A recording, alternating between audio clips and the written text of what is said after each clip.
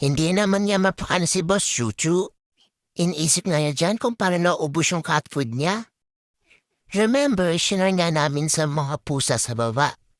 Napansin ko nga dyan na bumibilog si Chuchu, nag-iba yung itsura, lumalaki.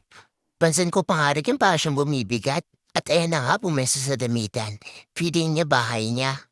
At sa mga tingin, akala mo inaaway siya. Sinabi ko nga sa kanya dyan, kapag umihi ka, puputulin ko yung lato-lato mo.